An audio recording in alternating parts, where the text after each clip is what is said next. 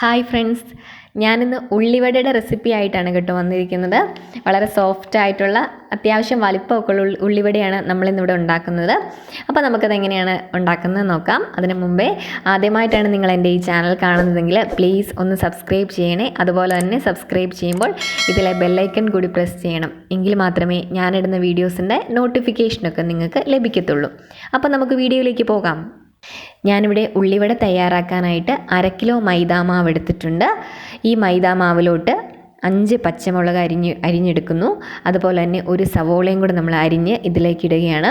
പിന്നെ ഒരു ചെറിയ കഷ്ണം ഇഞ്ചിയും ഒരു നുള്ള് സോഡാപ്പൊടിയും ആവശ്യത്തിന് ഉപ്പും കൂടി ഇട്ടിട്ട് നമ്മൾ ഈ മാവിലേക്ക് ചേർക്കുകയാണ്.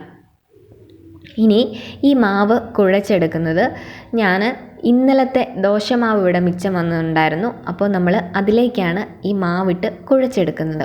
ഇതെന്തിനാണെന്ന് വെച്ചാൽ മാവ് പെട്ടെന്ന് പുളിച്ചു പൊങ്ങും. നമ്മൾ ഉള്ളിവട ഉണ്ടാക്കുന്നതിനായിട്ട് നമ്മുടെ ആ മാവ് പെട്ടെന്ന് പുളിച്ചു പൊങ്ങി നമുക്ക് നല്ല സോഫ്റ്റായിട്ടുള്ള നല്ല ടേസ്റ്റി ആയിട്ടുള്ള ഉള്ളിവട കിട്ടും. അപ്പോൾ നമുക്ക് ഇത് നന്നായിട്ട് കുഴച്ചെടുക്കാം.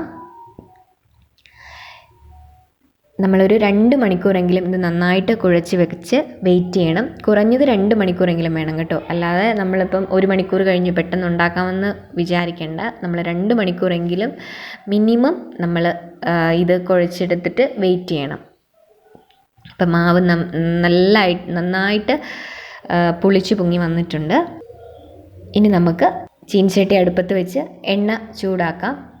അപ്പം നമ്മുടെ എണ്ണ നന്നായിട്ട് തിളച്ച് വന്നിട്ടുണ്ട്. ഇനി ഇത് നമ്മൾ എണ്ണയിലേക്കിടുമ്പം ഈ കാണുന്ന പോലെ ചൂണ്ടുവിരലും തള്ളവിരലും ഉപയോഗിച്ച് പ്രസ് ചെയ്ത് വേണം നമ്മൾ എണ്ണയിലേക്ക് മാവ് ഇട്ട് കൊടുക്കാൻ. ഇങ്ങനെ പ്രസ് ചെയ്യുമ്പോഴത്തേനും നടുക്ക് ഒരു ഹോള് കിട്ടും. അപ്പോൾ നമുക്ക് നല്ല നമ്മൾ കണ്ടിട്ടില്ലേ ഈ തട്ടുകടയിലേക്ക് ഉള്ളിവട, അതുപോലെ തന്നെ നല്ല ഷേപ്പായിട്ട് കിട്ടും.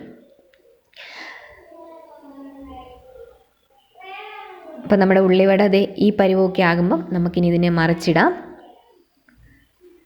ഇങ്ങനെ 2-3 പ്രാവശ്യം നമ്മൾ തിരിച്ചും മറിച്ചും ഇട്ട് കൊടുക്കണം. ലോ ഫ്ലെയിമിൽ ഇട്ടിട്ട് വേണേ നമ്മളിത് തിരിച്ചും മറിച്ചും ഒക്കെ ഇട്ട് കൊടുക്കാനായിട്ട്.